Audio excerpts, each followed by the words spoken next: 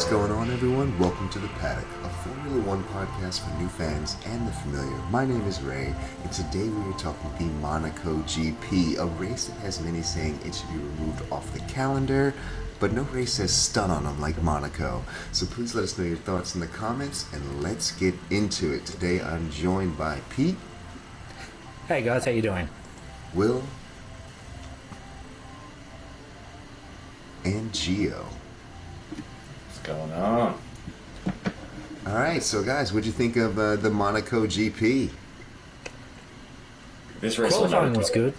Never go away. This race. Eventful. No matter how boring, no matter how uneventful, no matter the lack of ability to show skill, this is a kind of a bragging chip kind of race. Especially for the people that go, that nothing will ever top a conversation than, oh, have you ever been to the Monaco Grand Prix? Like if you ever speak to anyone on Formula One and they happen to, just subtly throw in the brag of I've been to the Monaco Grand Prix, they get the big dick award for the day apparently. Because that's the most braggable I've been to name drop in Formula One. So I don't know. I don't know if it's going anywhere. It's not. You're not getting a lot of event. You get most of your skill is shown during qualifying. But Oh, and I say this fully admitting that I need to go to the Monaco Grand Prix at some point in my life, just so I can brag about it for the rest of my life.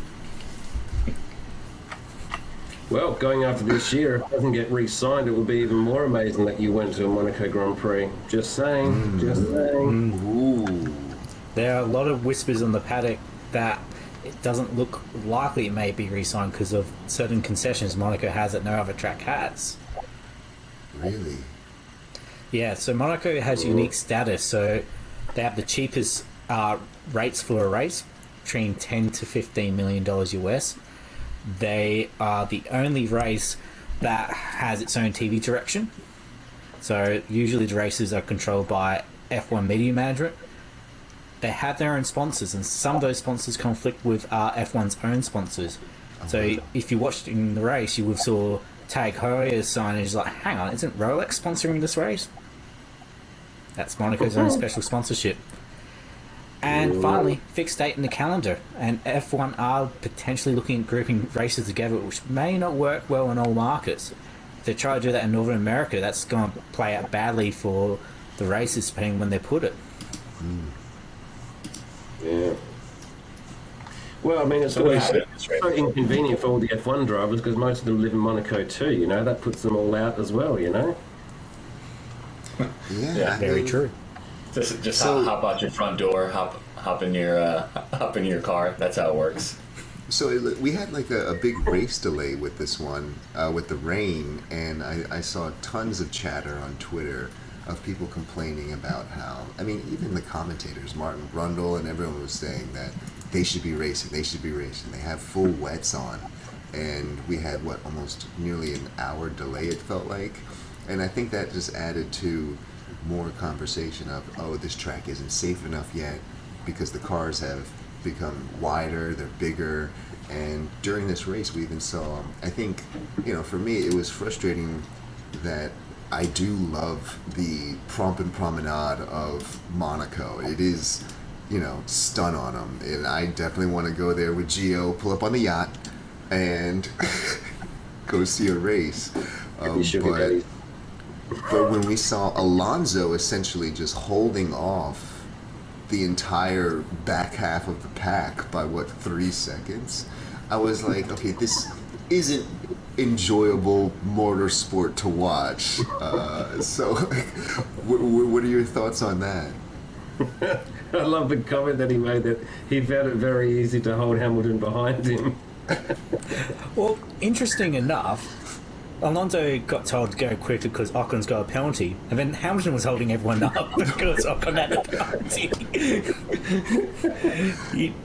you know, it's what good's for the goose is good for the gander. Yeah, and then I remember they were saying that, like, you know, even on that track many years ago, Daniel Ricciardo was able to hold off his position just because the track is so small, and he was able to do so with a car that had a failed engine. So.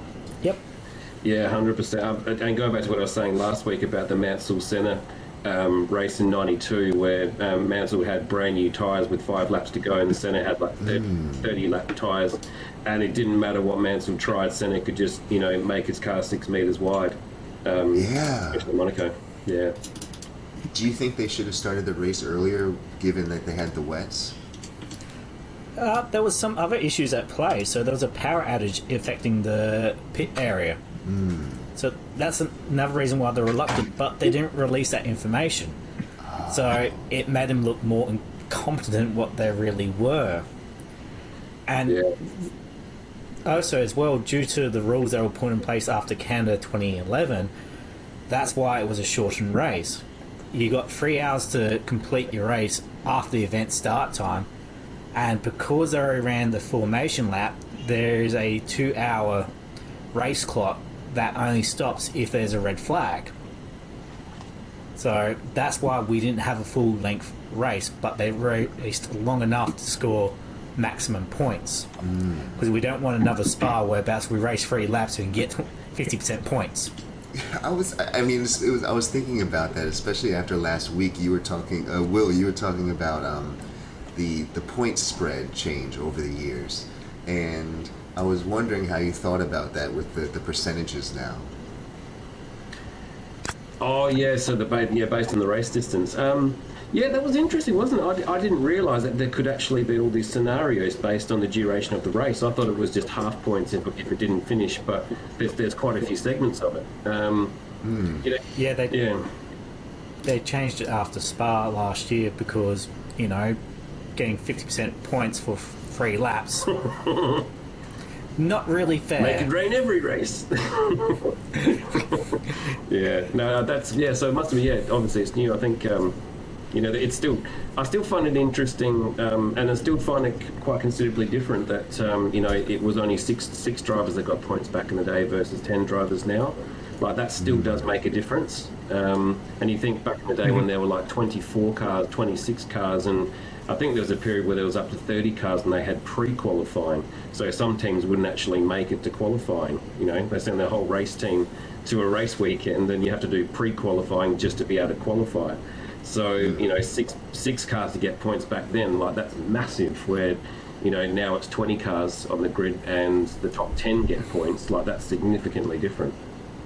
So, so halving that, you're still getting points, even though, you're getting half a race distance, even half points down to 10th place. 10th place is still big, isn't it? So, Sergio. Yeah, let's go down the grid, man. Right? Perez takes pole, and I personally love when I see Checho win a race for Red Bull. Saw some photos flown around of the man getting nice and saucy after the race win, which I love to see. We got Carlos Sainz. I hope when they jump in the pool. Oh yeah. I hope he brought his tux. Yep. We got did it with Prince of the Monaco. Ferrari Sainz at 2, Verstappen at 3, and someone has to explain to me, how did Charles get to 4th? I think this could have easily been a Ferrari 1-2, but the Ferrari gods were not present for Charles. Wouldn't call it extending the Monaco curse or for Charles, but and then quickly Russell is still on his top 5 streak. George Russell's still on his top 5 streak of finishes. Yeah. George just able to extract so much more out of the car. I love when they start saying things like that. Getting back to the Ferrari and to Red Bull, strategy is Red Bull's ace in the hole. You know, they were able to watch what Gazzy was doing on the intermediates, put Perez on there as it, you know, hey, let's see how you do. He starts doing quicker laps. At this point, the two Ferrari drivers do very different things. Ferrari's pit wall to Sainz. Hey, Perez is going quick. How do you feel? I want to stay until the track is dry enough for slick tyres. Clear cut. He knows what he wants. Leclerc is like, oh, maybe Inters are quicker. They call him in. Goes, how do you stop? And then Ferrari are back to the crayon-eating strategy team best. And then do a double stack with Sainz going first to get the slick tyres. Then they call in Leclerc, and then they're like, no, don't. It's like, well, too late now. He's already in the pits. And between that and the Williams seem to think the blue flags mean, hey, we're cheering for you, Williams. Let's go, Williams, instead of move out of the way and let the Ferraris pass. It cost the Ferrari the win. Mind you, though, Sainz had the save of the day. Yeah. He nearly spun up on the main straight, and his rallying heritage kicked in and kept the car going Actually, straight. Joe Guan Yu did an amazing recovery too. I think it was at the same spot because I heard Crofty was saying, "Oh shit, maybe that was the." They both did a spectacular saves, and I think Joe Guan Yu was at least 45 degrees and managed to recover it as well. So they. Damn. Yeah, if you watch the replay again, and he was going into the chicane about to overtake someone, so he lost control, had to keep going, so cut the guy, went over the chicane, and then obviously had to let the other guy back through it. It's worth watching. It was really good. I bet he wasn't feeling that good when he did it though.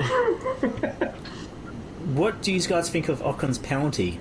Worthy or a bit harsh?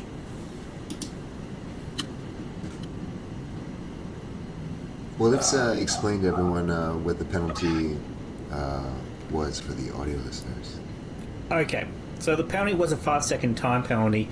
He collided with Lewis Hamilton. Lewis Hamilton was about to send it on the inside into turn 1, and there was enough space for Hamilton, and his nose was in line with his rear tyre. Ocon cut across and damaged Hamilton's front wing. Do you know what makes that decision hard, Pete? Being at Monaco. Any other track, I think it would be more negligible, but at Monaco, it's a really tough call. Bear in mind, this is before the breaking point. Right, you don't really have your. I guess when you look at it, you don't have your. Everything's tight in Monaco, right? Like your racing lines are all, don't look the same in comparison to a wide open track. You don't have the luxury of going off track for saves as much, Yeah. So like Will said, it is a little difficult to I'm sure even for the the people calling this, right? It's difficult. It's not your everyday track. It makes the call, but the contact was made. I think the penalty was warranted. But the question is, would that penalty have been, would that have been the same in another track? I don't know.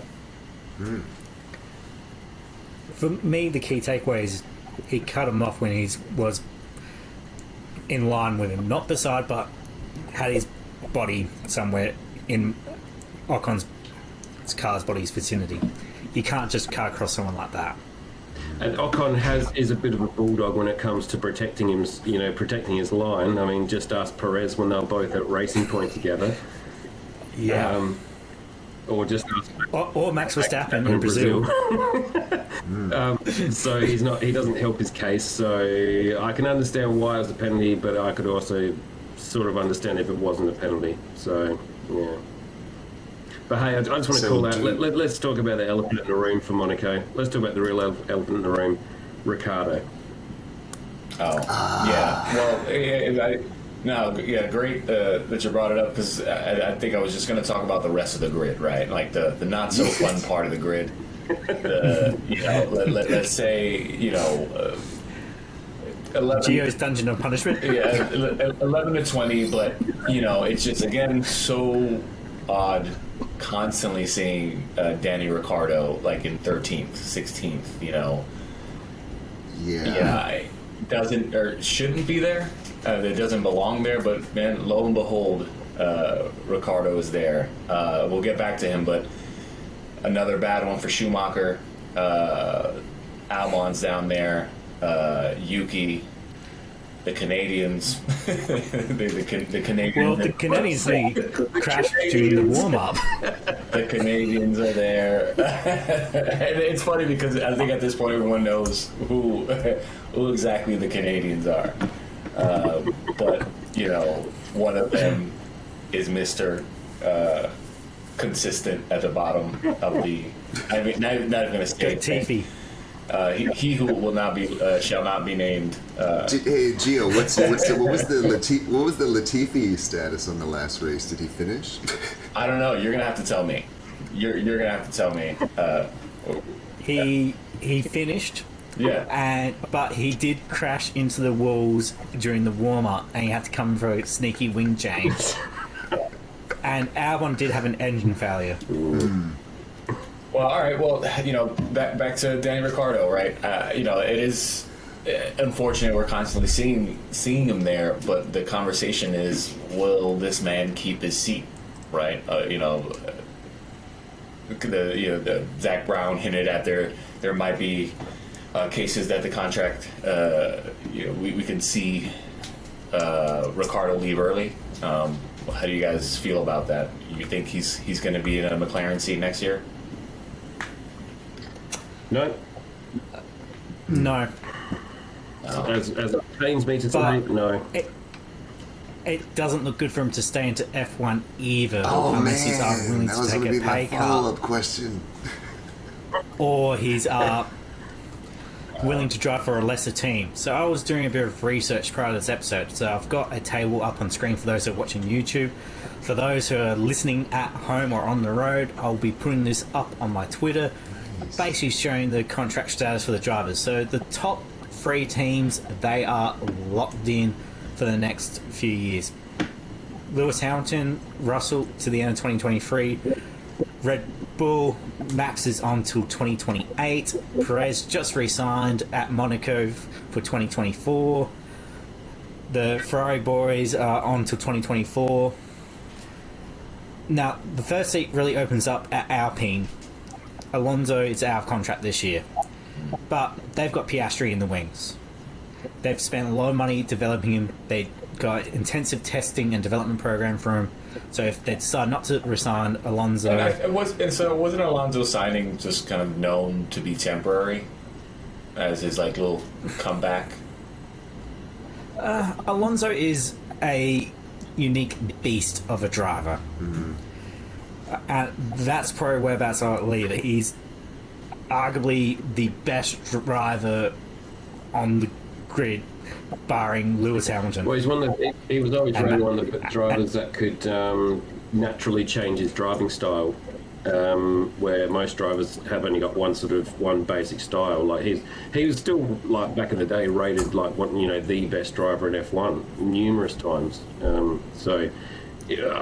Yeah, I think he's in an amazing place, Alonso, at the moment. Because if you want to see peak Alonso, check out his performance in Malaysia or Valencia in 2012.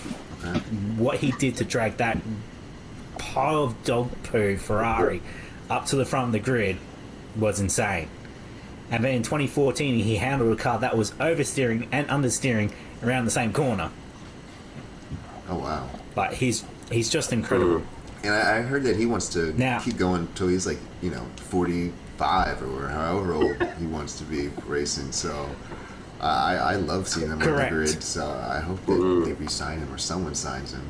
Yeah, I never used to be a fan of Alonso back in the day, but since he's come back, I am for some reason. Really? I mean, he's kind of spicy on the track. Yeah. Russia last year. Let me cut the first chicane because it's faster. Aston Martin looks a little interesting, right? We got both drivers. Yeah, but bear in mind, one of them is the son of the owner. Yeah. And that's probably the only spot I can see Daniel potentially fitting if Seb calls it quits. Because Daniel's marketable. AlphaTauri, they're Red Bull's junior team. They've got 3 drivers I've listed, plus another one I forgot about, which was Dennis Hauger. That could potentially jump into either one of the seats. And Gasly is one of the potential replacements for Daniel Ricciardo. You know, he's a rumoured... Alfa Romeo Sauber, they've got their own junior driver, so if they decide not to go with Zhou, they're going to bring in the driver they've spent the money on. Williams, they've got Nick De Vries, who's a Mercedes reserve driver who's just did a practice session in Barcelona. Haas, they've got their Ferrari links. So, you know, it could be an end of the Daniel Ricciardo era this year. We'll have to see what happens with how the contract situation turns out in McLaren. And see, McLaren's got options as well outside of Gasly I mentioned. You've also got Piastri, who's a reserve driver for him, who they might be interested in if Renault can shoehorn him in. Or, you know, they've got the 2 guys in Indy, Colton Herta, who drives for the Andretti Indy team, and Paddy O'Rourke, who just re-signed with the McLaren Indy team. Both of those got testing this year, so... Do you see another... You know, I hate to see Mick Schumacher on the block, on the chopping block, but do you see him needing a couple more years as a reserve, or maybe, you know, back in another racing organization? It's just so unfortunate, right? Such a big name. I think there's so many expectations for Mick, and he's just been struggling nonstop to just get points, period, right? Where do you see him going? I'll say, for the sake of Corinna, I think he should stop. She's had enough trauma in her life to sit there and watch Mick crash every race. So see, Mick helps the sponsorship dollars, but he's also cost him a lot of money in repair bills. But Haas has got deep Ferrari links as well. They've got an office in Maranello staffed by Ferrari staff. Their sole job is to work on the Haas car. Oh, wow. Because part of the budget cap, that's where they went. So, you know, that's why, you know, I feel like if Mick was to leave, he'll be replaced by another Ferrari junior. Cam Ilott was meant to get one of the seats in 2021 until Alfa Romeo Sauber decided to keep Kimi and Antonio Giovinazzi one more year. Yeah. And Robert Shortzman, who's a Russian-Israeli driver, interesting mix, that one. He is an exceptional driver. Yes, he hasn't won the F2 championship, but he pushed Piastri right to the end in last year, and he was his teammate. Well, so you know, next year's grid could be totally different.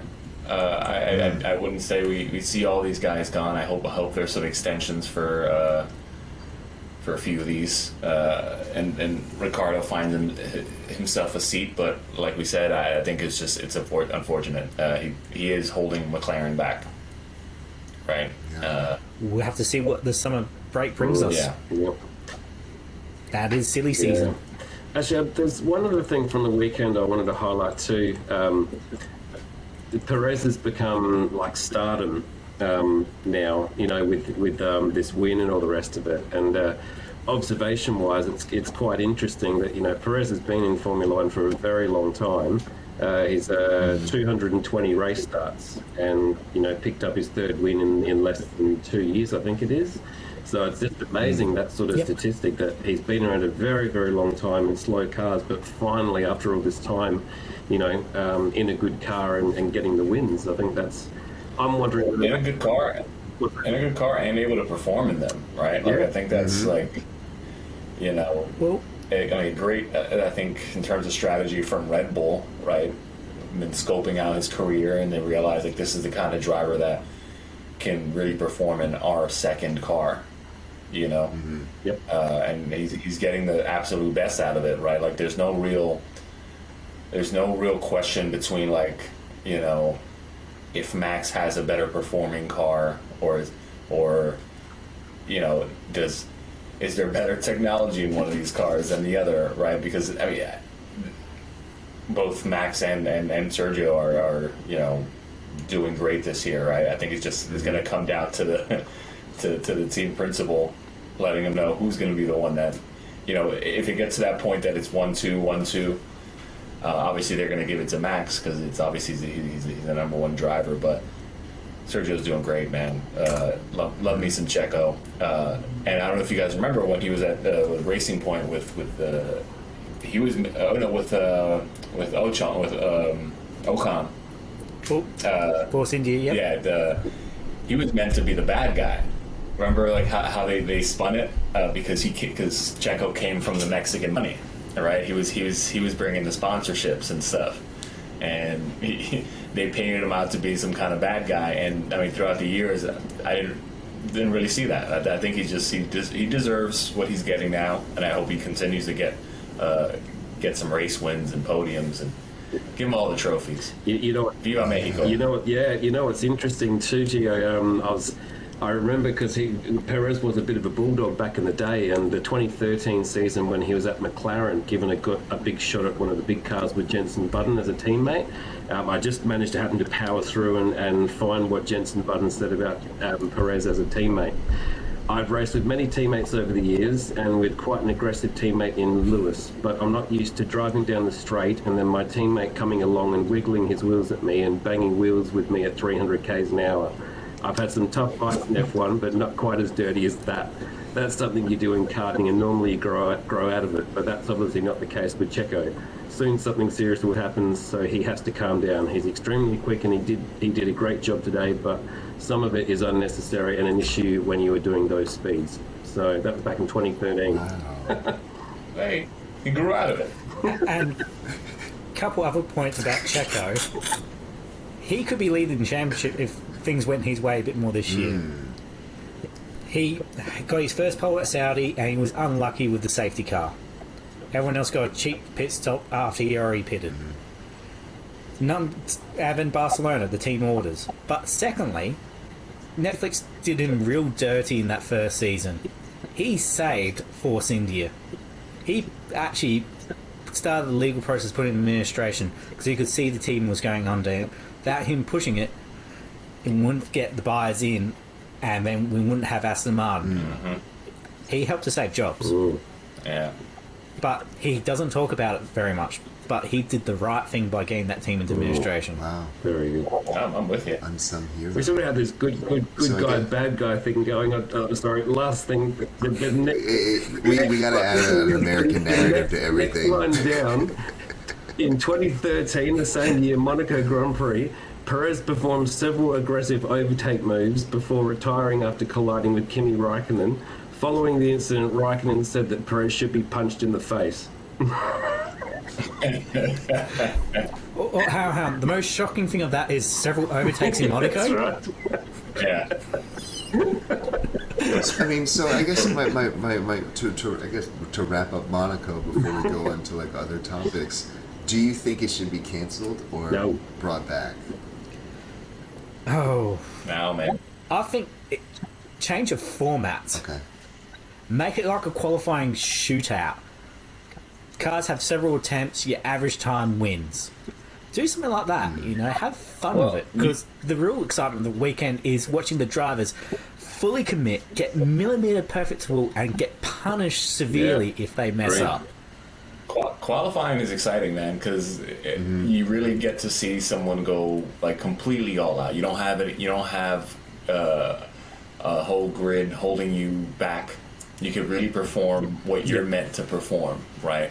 Obviously, it's not technically racing. It's a time trial, right? Like who's getting the best time, but I think it's really fun. Like for Monaco, it's one of the most fun qualifying to watch.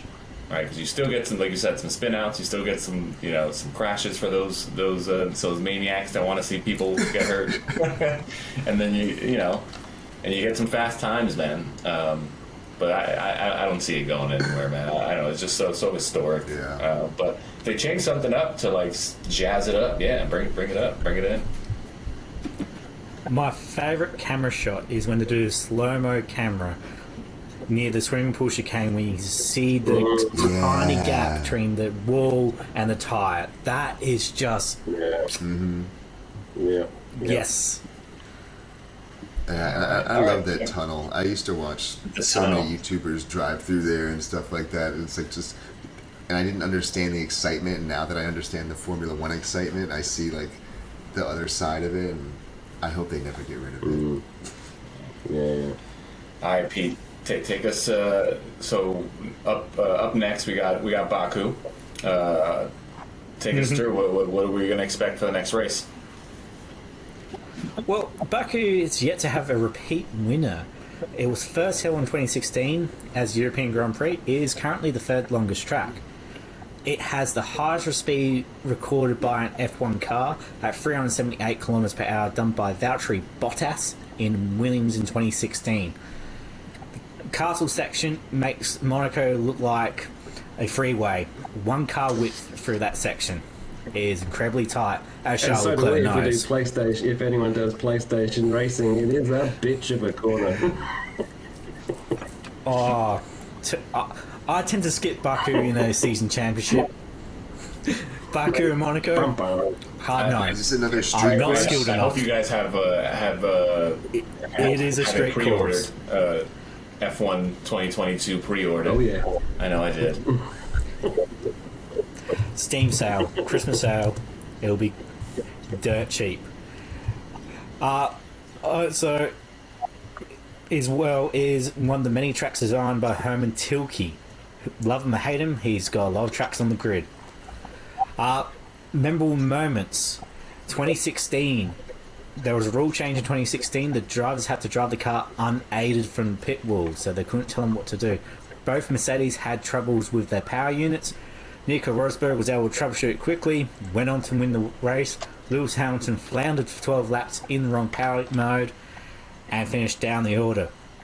And this track turns out to be a happy Perez hunting ground. He's one of the few drivers who've gone repeat podiums at this track. In 2017, the brake test in inverted commas. During a safety car period, Vettel feels like Hamilton has brake tested him, drives up the side of him and slams next to him. Riccardo pulls off a mega triple overtake down the main straight. It was something gorgeous to see. Force India's fighting. As we touched on earlier, Ocon and Perez don't yield, and we saw that in clear in Baku that year. Stroll got his first podium in F1 in a Williams. And Riccardo wins. 2018. The end of the relationship at Red Bull effectively at this moment. Max cuts off Daniel, and as Daniel's trying to send it on the inside, Daniel loses all downforce and slams into the back of him. Both drivers are assigned blame for this incident. Perez picks up another sneaky podium. So that's two in 3 years so far. Roman spins out underneath safety car and blames Ericsson. And Bottas was leading the race and had the air let out from underneath him. He had a puncture. 2019, Bottas gets redemption. Leads the race quite comfortably from Lewis and wins it. And Charles crashes in the castle section. 2021, Pirelli tyre failure. Both Stroll and Max Verstappen have tyre failures along the main straight. Lewis leaves the brake magic on. This, in my opinion, is the moment that cost Lewis the championship. At the restart, he flicks the switch that sets the brake bias fully forward to help warm up the front tyres. He goes to brake for the first corner, shoots straight off, I remember that. and one, Perez yeah. gets a comfortable win with a few laps to go. Seb gets his first podium in Aston Martin, and Gasly gets another podium for AlphaTauri. Will Gasly get another podium this year for AlphaTauri? He's picked up, one a year since 2019. So this track is long and tough. It's got one of the longest straights on the grid. It's lots of tight right-handers. It should be an interesting race and an exciting run. It's one I always look forward to the year. What about you guys? Well, I'm just going to comment on the Baku track, and I'm going to relate it to my Formula One gaming on PlayStation. And what I find fascinating about this track is it's definitely the O track. And the inspiration of O actually comes from my good friend, my boy Gio here, when he first did a Formula One championship with us online. And every race Gio was doing, every corner was O, because obviously he doesn't know the tracks and braking. Baku is literally that track that every corner is unforgiving. There are so many 90-degree corners which are nothing but walls. So there's no escape roads, so it's easy to hit the wall there. You've got one of the longest straights in all of Formula One. You've got probably the narrowest corner in Formula One. I think expect crashes, expect frustration, and expect an entertaining race, because that's all we've seen in the past there. Can't wait. Yeah, definitely. Definitely the O corner. Yeah, because I think what it was everyone was just saying, look out for this corner, and we're all on headsets, and like, I'm like, okay, I think I know how to do a racing game, fellas. and then obviously, since I'm the last on the grid, everything's delayed for me. Everyone's passing the said corner at a certain time, and then it gets quiet for a while. I guess everyone hit some part of the track that it was easy, and all you hear me on this chat was "oh," as I spin out and crash into the wall. Thank God there was no damage. You put the no damage mode on, because that car would have been wrecked. It was another As wrecked as Mick Schumacher's car? Yeah, it's embarrassing. Or Latifi. And I don't think Latifi could have outdone my horrible F1 PlayStation driving. All right, man. And Will, I know you have another driver highlight or segment for us this week, and we're all looking forward to hear it. I think last week's was awesome. We would love to hear some more. Excellent. Let me roll up my sleeves. Well, to all the people listening, as you know, you might know, I've followed Formula One for a ridiculously long time. I think it's about 35 years now that I've followed it. So during that time, I've watched a lot of races and seen a lot of drivers, and this is my most favourite part of our podcast, is talking about memorable drivers, past and present. So this week I've chosen a driver that I think in a way sort of was under the radar based on all the other super famous drivers at the time, which was an Austrian driver called Gerhard Berger. One of the most iconic names in the sport, I think, and I've seen quite a few burger joints around the place, and on the menu they have a Gerhard Berger. But Gerhard Berger, he was a very solid racing driver, 14 seasons in Formula One, started in, I think it was the mid-early 80s, and he won 10 races. He had 210 race starts, and the highest he finished in a championship was third, and he finished third multiple times. I saw notes here that it was twice, but I think it was actually more than that. But he always seemed to be the runner-up, and he was always paired up with one of the superstars of the golden era. So he raced alongside Nigel Mansell at Ferrari, raced alongside Ayrton Senna at McLaren. He always seemed to end up being the teammate to one of my other favourite drivers, Jean Lacey, at both Ferrari and Benetton. He raced for quite a few famous teams. He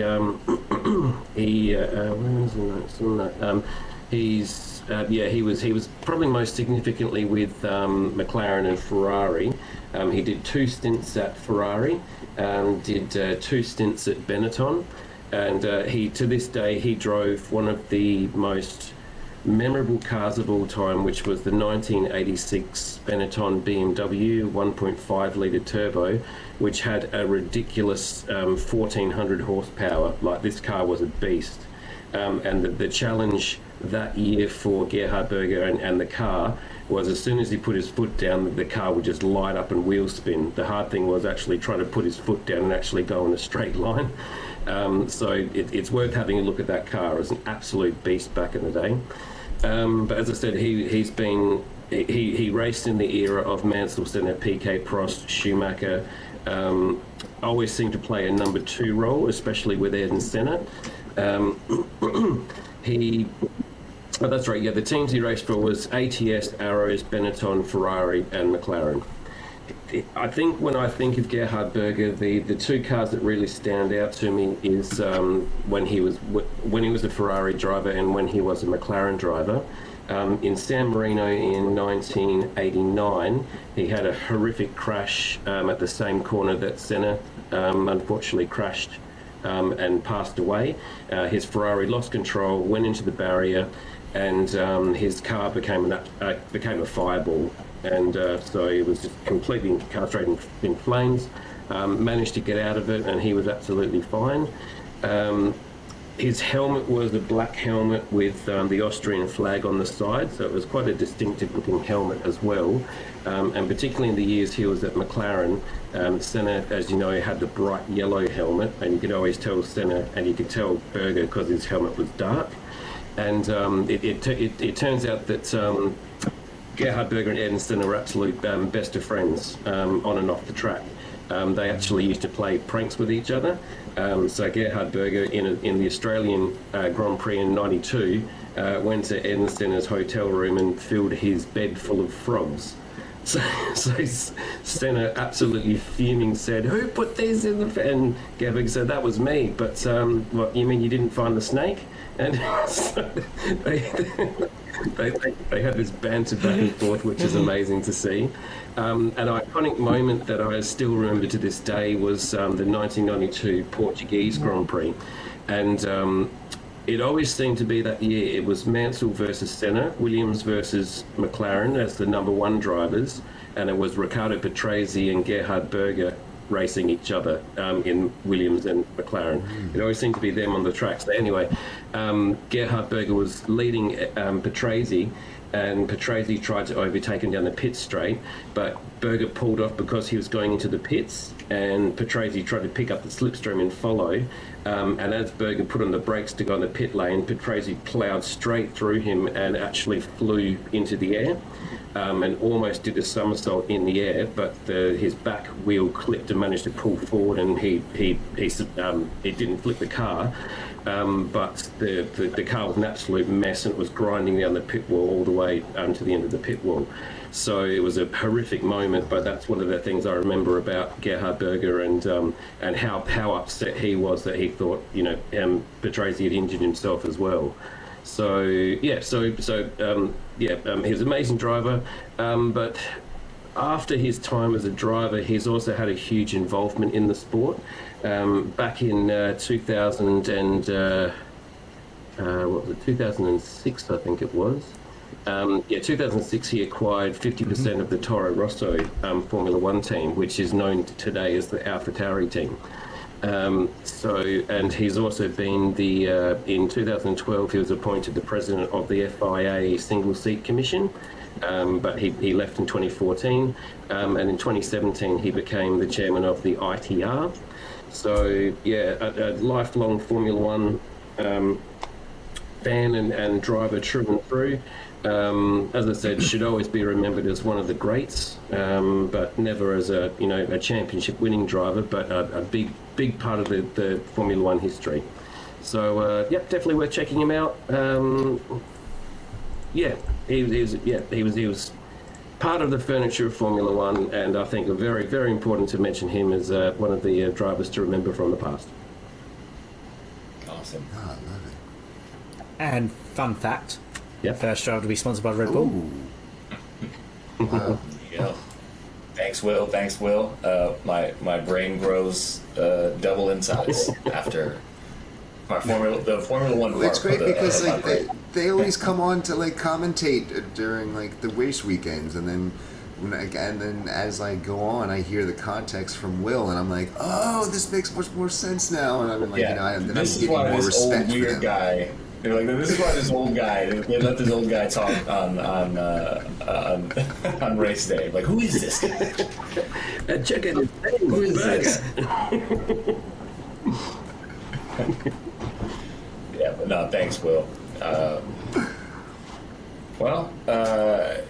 You've all been listening to The Paddock, a Formula One podcast for new and existing Formula One fans, coming at you from both New Jersey, USA, and Adelaide, South Australia. We'd love to hear you guys, give us some feedback, any comments, any questions. You can reach us through the usual platforms. Any stupidity you have for us, we'd love to talk about. As you know, we are winging this, so give us any punches, we'll punch back. And as always, we like to leave the show with a little F1 quote. And this week, quote comes to us by Sterling Moss. It's, to achieve anything in this game, you must be prepared to dabble in the boundary of disaster. Super fitting. I think fitting for Monaco, fitting for for Baku coming up. So, yeah, we'll see you guys next week. See you guys.